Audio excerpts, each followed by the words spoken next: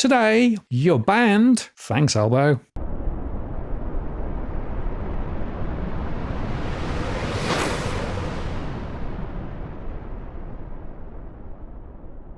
Hello again, it's Martin North from Digital Finance and the Latest World Notice Post covering finance and proper news. Well, the federal parliament has passed legislation to ban people under 16 years old from having an account with some social media platforms. The following message from the Senate has been received.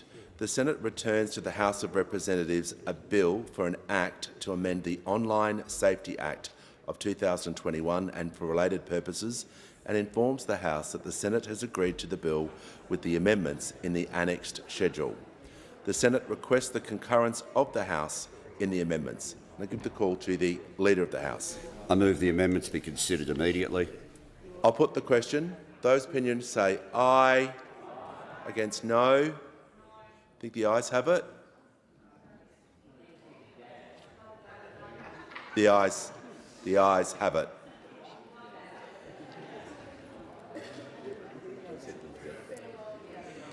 I understand that it is the wish of the House to consider the amendments together, and I give the call to the Leader of the House. I move the amendments be agreed to.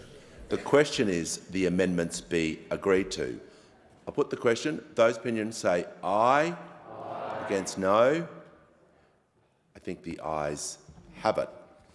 In doing so, it's ignored advice from a chorus of experts and from the Australian Human Rights Commission, which said the government rushed the legislation through Parliament without taking the time to get the details right, or even knowing how the ban will work in practice. And there was actually a very good write-up in The Conversation that I'm using as part of this show. Now, they said in The Conversation that the ban is backed by around 77% of Australians. That's according to one new poll, although how objective that is open to question. And, of course, the legislation won't take effect for at least 12 months. So my big question is, why on earth the rush? Well, as I suggested in my earlier post, there are some hidden hands here from the likes of the World Economic Forum and also the Murdoch Press, both of whom have their fingers on the scales. Now, though passed, it was also appallingly mismanaged. The ban is very controversial, with many experts highly critical. That made it all the more necessary for the legislation to have proper parliamentary scrutiny. More than 15,000 submissions were received by the Senate committee that looked at the bill. The committee took just one morning's evidence on Monday, and on Tuesday tabled its report.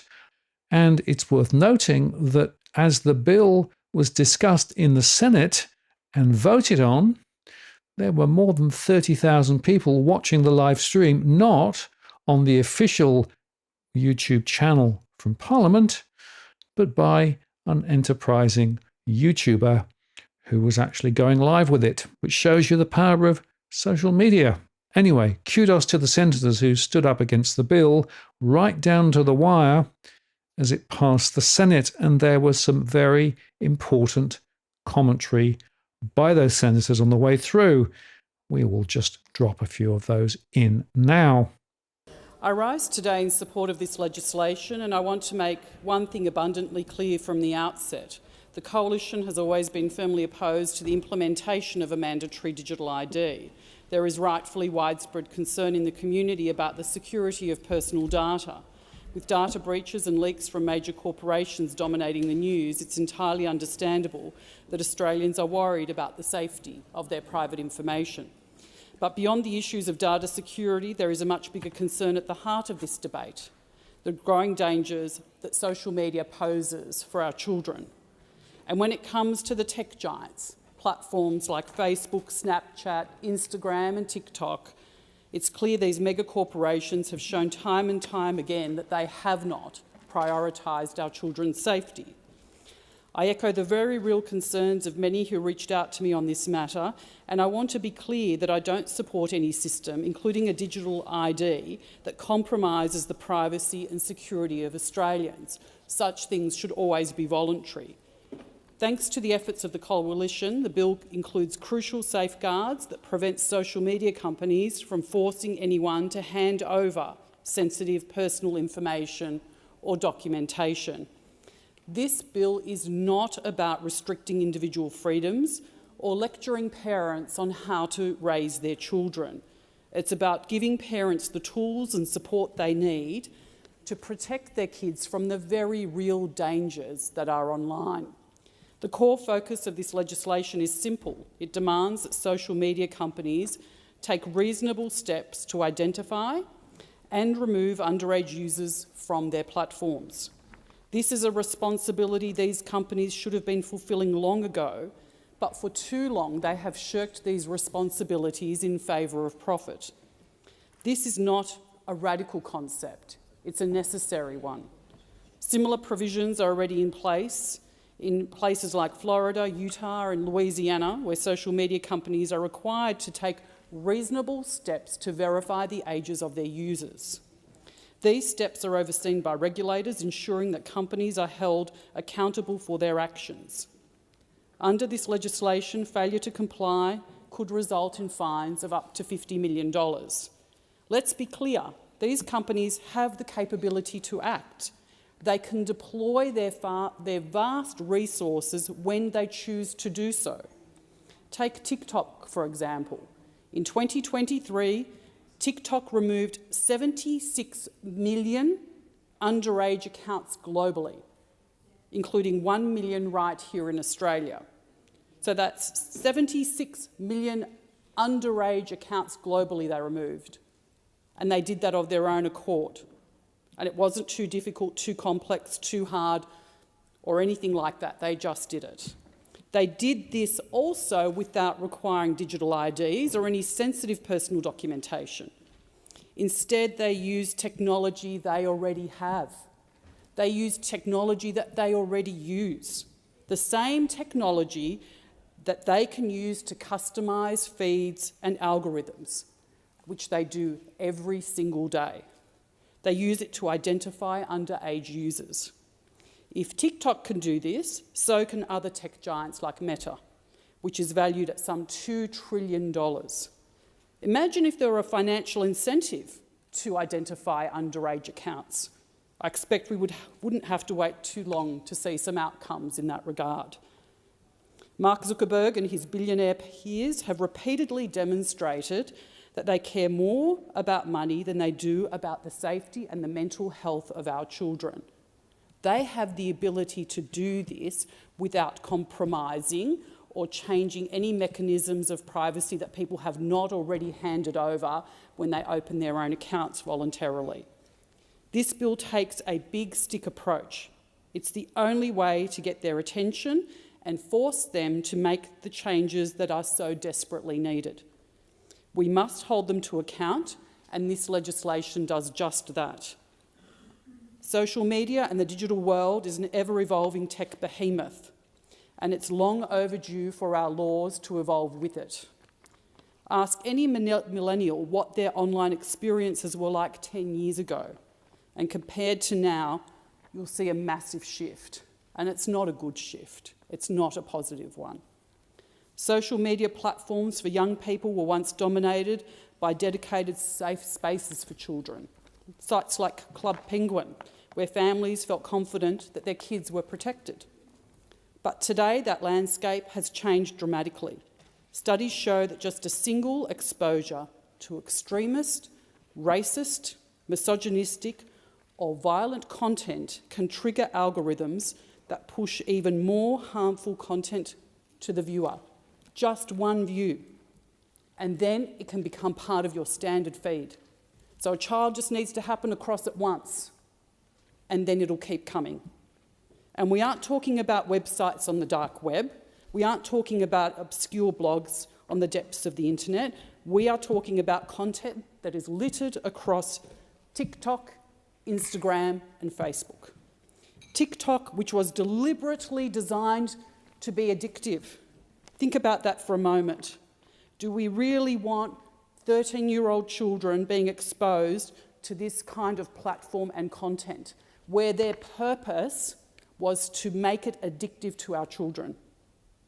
This should be unfathomable, yet here we are. The protection of children from the toxic elements of social media and the online space is one of the most urgent issues of our time. And this is not about telling parents how to care for their children. Parents are already doing everything that they can. But social media is one of the biggest problems discussed among parents across our country. I've spoken to countless parents who are literally crying out for help, telling me they need action to protect their children from the risks online. Polling from YouGov shows that 77% of parents support measures to safeguard children from the harmful effects of social media. Parents know the dangers these platforms pose for their children, and they want us to help them take action. They want us to help them protect their children. The data tells a harrowing story. The mental health of Australian children, especially girls, has deteriorated at an alarming rate over the past decade. Hospitalisations for self-harm among girls aged 10 to 14 have increased by over 300% in that time. Young boys are targeted by sexual predators, with the AFP reporting hundreds of incidents this year alone. And these are those that, and what about those that go unreported, where the parents are unaware of the grooming and attempted grooming of their children? There need to be mechanisms in place to minimise this as much as humanly possible. We had a hearing on Monday, albeit a brief one, in relation to this matter, and I was deeply disturbed by some of the comments from one of the witnesses who suggested that there was an exaggeration as to the harms found online. I don't think there's an exaggeration. I think it's very real. And I think it's incredibly problematic. And I think if we continue to pretend that it's not happening, it will continue to get worse and worse unchecked. We have a responsibility and an accountability to protect these children. I read an article recently which talked about the challenge of putting this genie back into the bottle. We can't walk away from this just because it's hard. We can't walk away from it just because it's uncomfortable. And we can't walk away from it just because, some of the kids won't like it. And that's a reality. It's a shift and it's a change in what we have said is acceptable. But what we are saying here today is that we do not think it's acceptable for our children to be exposed to harms and predators online, and for that to continue to occur under our watch. Relation to this piece of legislation, and firstly let me say what a disgrace it is that this bill, only tabled in the House of Representatives last Thursday, is now has been railroaded and rushed through the process here across the parliament. Tabled in the House on Thursday, sent to a Senate inquiry that only sat for 3 hours on Monday. Submissions from stakeholders and interested parties were open for less than 24 hours on Friday. Talk about putting out the bins, taking out the rubbish. That's exactly how this whole bill has been treated by the major parties. And the reason that this bill is being rushed without scrutiny, without appropriate review, is because both the Leader of the Opposition, Mr Dutton, and the Prime Minister are worried that if people really knew about what the consequences of this piece of legislation mean, they wouldn't support it. Mr Dutton is desperate, despite all the hoo-ha and the flurry we've had in here this morning about rushing pieces through and guillotining bills through this place. This is the one piece of legislation that the Liberal coalition, the Liberal and the National Party, want rammed through this place this week. This is the one thing, and every Australian voter and every Liberal Party and National Party voter should hear this. The Liberal Party, the one priority they have this week is to smash this piece of legislation through without review. Why? Because Mr Dutton doesn't want people to notice. Mr Dutton does not want people to notice that despite the huge concern, the wheels falling off on his own side, the fact he can't keep his own people in the tent, he wants it rammed through at a minute to midnight, Christmas Eve, the last day of the parliamentary year, because he doesn't want people to notice. I mean, this is the bloke who talks tough. This is the bloke who says, you know, I will be tough on this and I will be tough on this and I will say what needs to be said. He is hiding. He is hiding on this bill and he's rushing it through and he doesn't want people to notice. What a load of gutlessness from the Leader of the Opposition. But of course, it suits the government of the day as well, because despite expert after expert after expert, this bill will not keep children or young people safe. It won't. And I understand the best endeavours and intentions of people in this place and around the country who want to make social media safer for our children and our young people. We need to make social media safer for everybody, for women, for people of colour, for those who are isolated, for older Australians who feel totally unable to engage and understand how quickly this technology has happened. We, of course, know it's senior Australians who are continually duped and tricked and targeted by scammers on social media. They need protection too.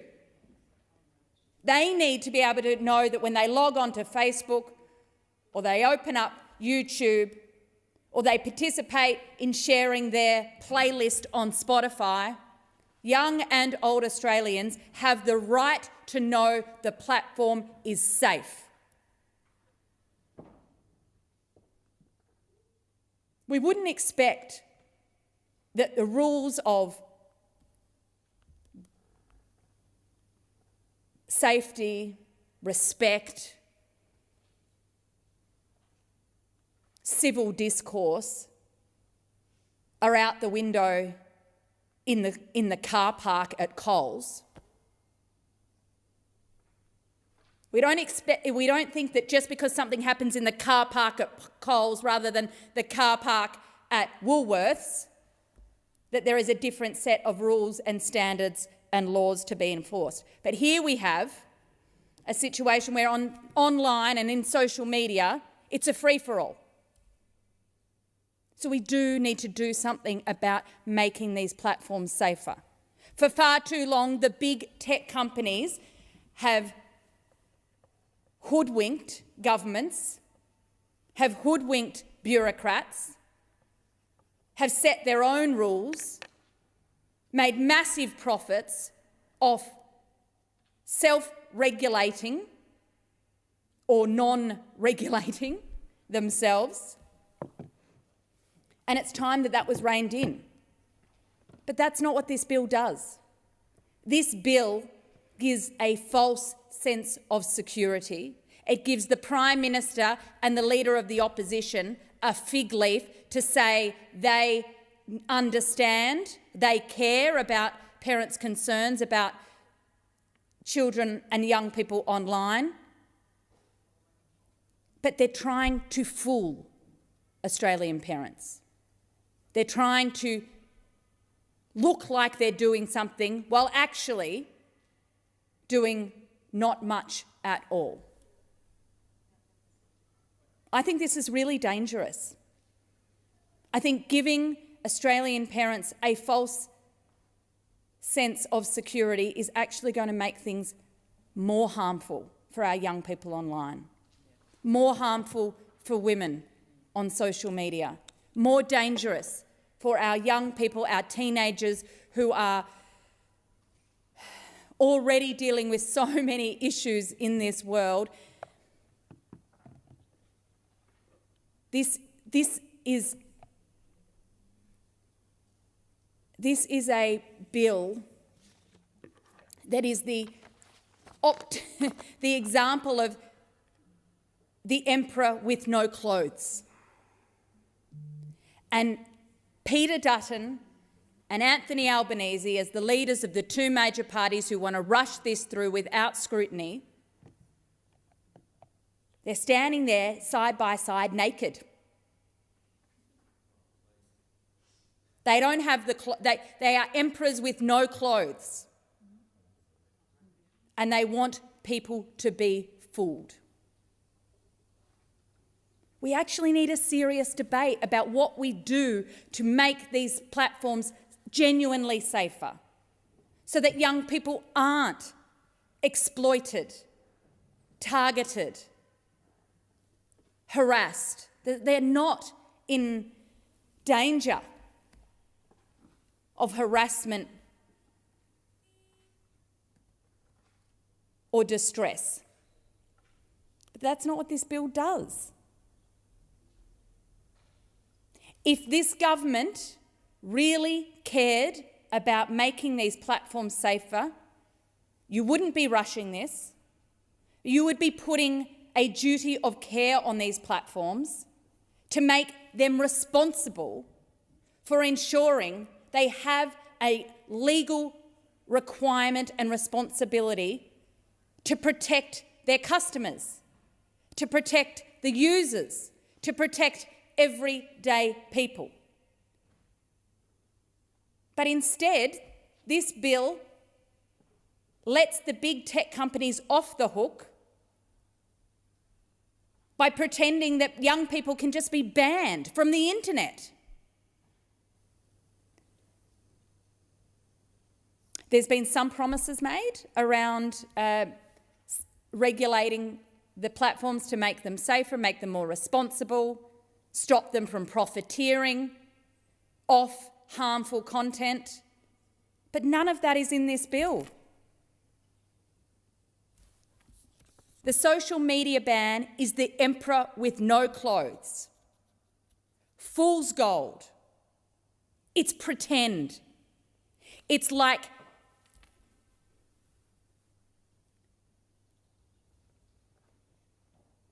going to the reject shop, purchasing the dodgy floaties, putting them on your kids and then saying, there you go kids, jump in the deep end, see how you float. No parent would responsibly do that. And the Prime Minister and the Leader of the Opposition shouldn't make them do it.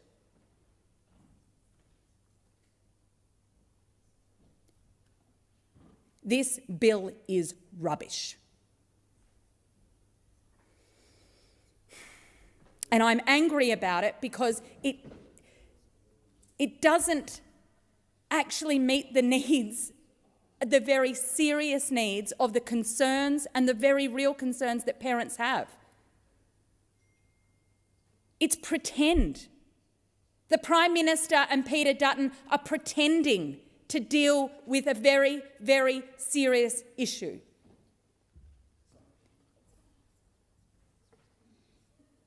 There's a reason they didn't want this to go through a proper Senate inquiry. There is a reason they don't want people talking about it. There's a reason this is being done at the last minute of this parliamentary session, and it's because they know it's a bad piece of legislation, that it won't do what they say it will do, but they don't want people to know about it.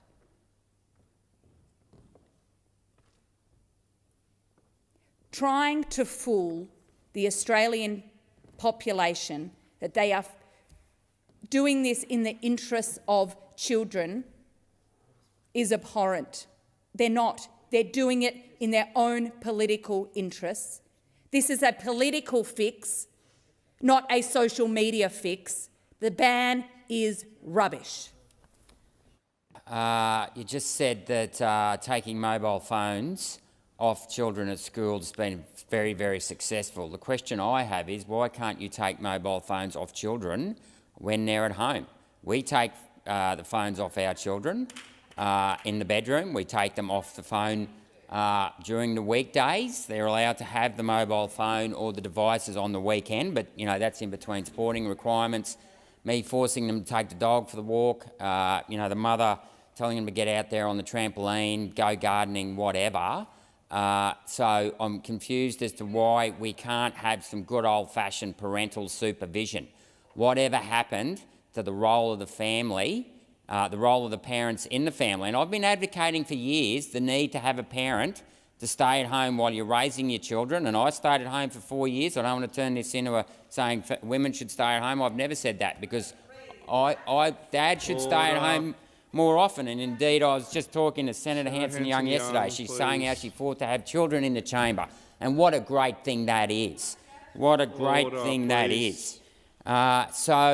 Yet again, we've got another example of whereby the government thinks it can solve a problem. And, I know Senator Henderson said before there's things like anorexia and, children are subjected to these things on the internet, and that's fair enough, they are. But these things have always been around. Kate Moss, she was being criticised back in the 1990s. I mean, I well remember Karen Carpenter, who died from anorexia, I'm not sure, in the late 70s or early 80s. So we always have to deal with issues with our children, and the important thing is that they have close parental supervision so that you can detect if something's going on. Now, the other thing is, and I've raised this before, but it's worth raising again, is that you can have software that monitors your children's activity. We do that already. We monitor our children. And it is effective, because we do have a middle child that loves to get up at about 3 o'clock on a Sunday morning, and the only way we can bust him is to actually, he sneaks the iPad into his room. He's terrible. So yet again, like, what guarantees do we have here that this is actually going to be effective? Because I think you'll find that children are very good at getting around laws. And what guarantees are we going to have that this is going to stop bullying? We can't stop bullying. This won't stop bullying per se. What will stop bullying per se is, again, having a parent keeping a close eye on the children while they're growing up, and being in touch with your children, so if they are being bullied, you're aware of it. And I'll note the question, a question raised the other day about VPNs. 33% of people in this country use VPNs, and I suspect most of that 33% are probably under 40, because most people over 40 probably wouldn't even know what a VPN is. And that's so virtual private network, and that's where effectively, and the reply from the government was, in estimates, was that, well, we're going to get the social media companies to track the person if they have a VPN through geo-tracking. So here we've got, again, Big Brother surveillance coming in and, watching every little thing we do, every breath you take.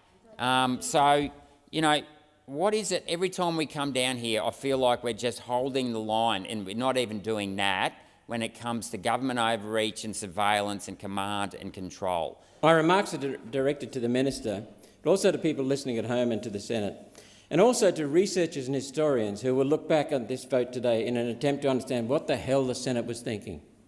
The amendment the government circulated, no doubt with the approval of the Liberal Party, answers that question. The Online Safety Amendment, Social Media Minimum Age Bill 2024, can act to force every Australian to be the subject of a digital ID in the name of keeping the children safe. And that's what my question is about, Minister.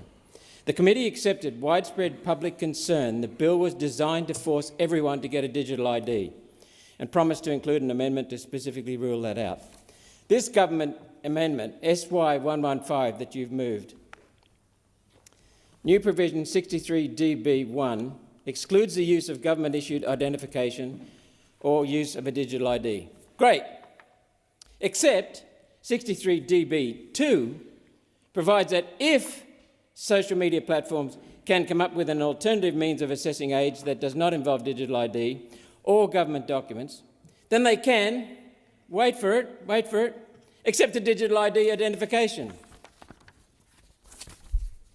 In effect, this amendment specifies a social media platform cannot use digital ID by itself, but it can use digital ID as part of a more comprehensive verification.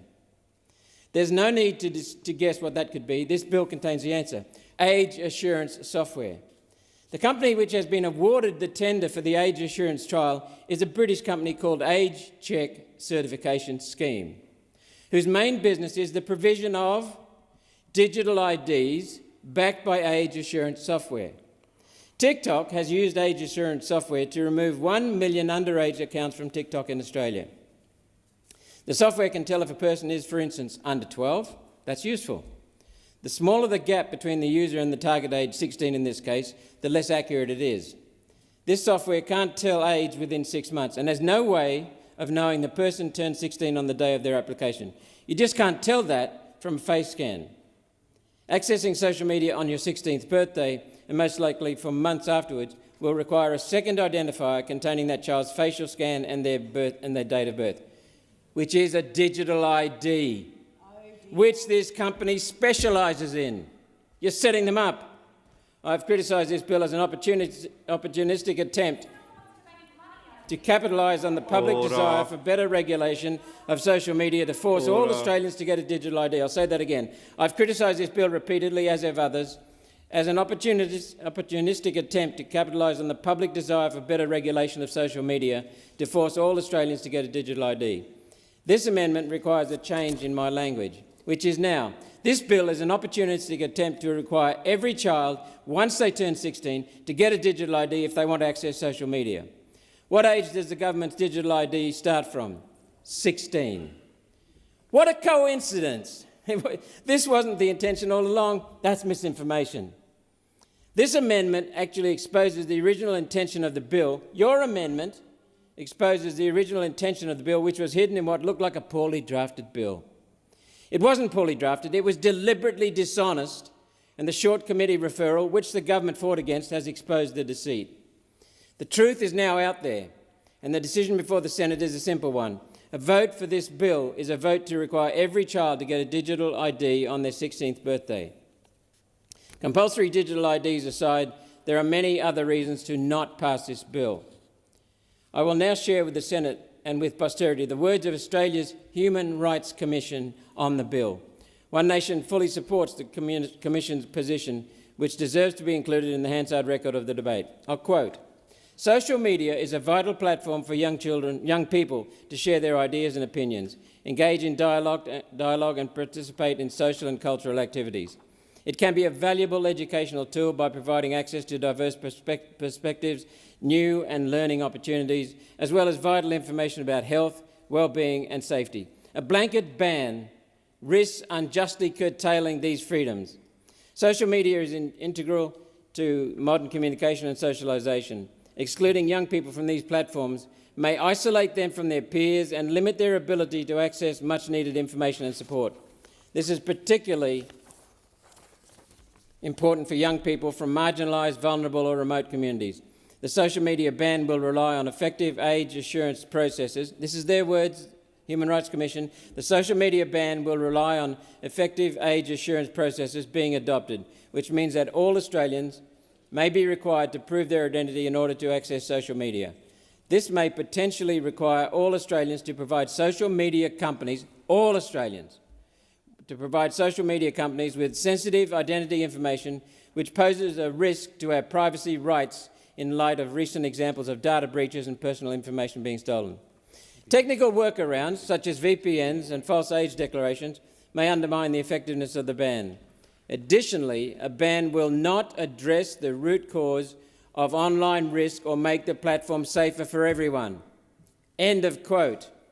Very much, Chair. Well, look, I think from the debate it's very clear that we are not sure yet whether this hasty, blunt attempt will do anything to reduce the social harms to children of social media. But what we do know for sure is that we have successfully disillusioned a whole generation of Australians with Australian politics. A whole generation of Australians have watched this saga, this sordid saga over the past week play out and be completely disillusioned with their democratic process that they should have an involvement in, that we've completely denied them their voice. I mean, maybe we've scheduled the debate for 10:30 p.m. on the last day of school because we know that all the people that will be impacted by this ban will be at bed. It's past their bedtime. They can't even watch it. They haven't been able to have a process through the Senate inquiry. We had 15,000 submissions in 24 hours, and we had an inquiry of 3 hours the day after. And nobody, of course, could read anything but a fraction of those submissions. Only less than 1% of them were published on the website before the report. This is an absolute outrage and a stitch-up of grand proportions. And I don't think it's going to work. And I don't have time tonight because I want to let other senators speak. I don't think it is going to work. I know that the stitch-up is in, so I am going to try and make the bill better. I am going to try and fix the issue that Senator Roberts logically pointed out there. Why are we letting digital ID be a means of identification at all? It's not used at the moment at all, really. It's not in widespread use. So why don't we just rule that out right now? If it's something that comes into use in years to come, we can always change the law. There's a review built into this law in 2 years' time. We can do it then. If we were serious about responding to the concerns about digital ID, let's just get rid of it. And my amendment would do that. I've also think, why is it that we've got this bill that seeks to, the minister says, to help parents, and the word parent is not mentioned at all in the bill? There's not a single mention of the word parent in this bill. Why? Why? Why aren't we helping parents rather than try to replace them? That's what this bill tries to do. It tries to set up a nanny state where we think here in Canberra that we can pass this law and all look how great we are, pat ourselves on the back, how we've saved the world, when it won't do that and it won't help at all. Parents use their own agency, their own interaction with their children to use social media responsibly. So I have an amendment which would allow some children to continue to use social media with parental approval. It's based on the law in Florida that's just gone through. Our inquiry barely looked at that law. It went through after an actual process. It got vetoed by the governor in the first instance. It went back to the Congress in Florida and they've improved it. That's the way a democracy should work. But we've just completely rode roughshod over that through this hasty process, truncated process this week. I have another amendment that would seek to narrow the definition here. There's a ridiculous definition in this bill which captures basically any app that enables interaction between two or more people, which is basically everything you do on the internet. It's going to cover apps like Strava. For bike riding, it's going to cover apps like Deputy that are used for people who work. 14-year-olds can get a job, but they can't have social media, apparently. Now, I know the minister's going to say that, we'll exempt them and we'll do all this, but why? Why create this uncertainty when, again, the Florida law has a much more targeted definition which focuses the law on apps which cause social harm? That's what we should be focused on here. Now, I don't have the time to go through the others in detail. I want to let other senators have their turn. But I do come back to the point that a whole generation has been activated by this process. There is a silver lining here, perhaps. Right now, a guy called Mr. Anthony Kaloof is running a live stream of our broadcast here. He has 38,000 people watching. The official YouTube channel of Parliament has 800. He's got 38,000 young people absolutely pissed off with this Parliament right now watching. They are totally angry. And those people are going to grow up. And they're going to keep voting. And I think there's going to be a lot of change coming to our Parliament in years to come if we keep ignoring those people like we are tonight. Anyway, what have we got then is the big question, of course, now. The legislation amends the current Online Safety Act of 2021, and it defines an age-restricted user as a person under the age of 16. However, it does not name specific platforms that will be subject to the ban. Instead, the legislation defines an age-restricted social media platform as including services where the sole purpose or a significant purpose is to enable online social interaction between people. People can link to or interact with others on the service. People can post material, or it falls under other conditions as set out in the legislation.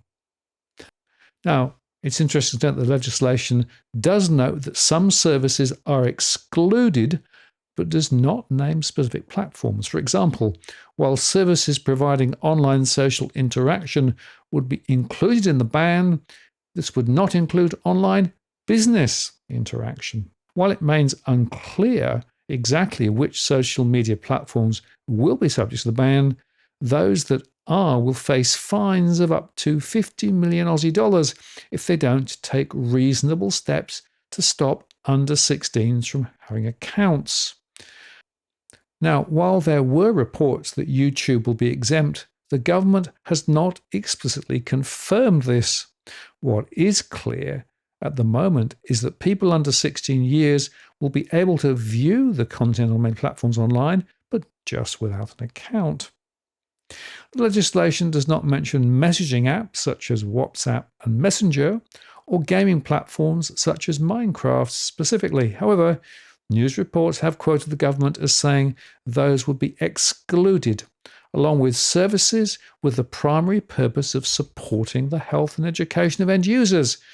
So it's unclear what platforms would be excluded in those cases. It's down to what the minister thinks. In passing the final legislation, the government included additional amendments to its original proposal. For example, tech companies cannot collect government-issued identification, such as passports and driver's licenses, as the only means of confirming someone's age. They can, however, collect government-issued identification if other alternative age assurance methods have been provided to users. And there must also be an independent review after 2 years to consider the adequacy of privacy protections and other issues. So what does this all mean for the tech companies? Well as having to verify the age of people wanting to create an account, tech companies will also need to verify the age of existing account holders regardless of their age. This will be a significant logistical challenge. Will there be a single day when every Australian with a social media account has to sign in and prove their age? An even bigger concern is how tech companies will be able to verify a user's age. The legislation provides little clarity about this. Now, there are a few options that social media platforms might pursue. One option might be for them to check someone's age using credit cards as a proxy linked to a person's App Store account, for example. Communications Minister Michelle Rowland said previously that this strategy would be included in the age verification trials that are currently underway. YouTube, for example, has previously enabled users to gain access to age-restricted content using a credit card. However, this approach would exclude access for people who meet the age requirement of being over 16, but who do not hold credit cards. Another option is to use facial recognition technology. This technology is among the various strategies being trialled for the government to restrict ages of both social media platforms for age under 16 and online pornography for ages under 18. The trial is being run by a consortium led by Age Check Certification Scheme based in the UK.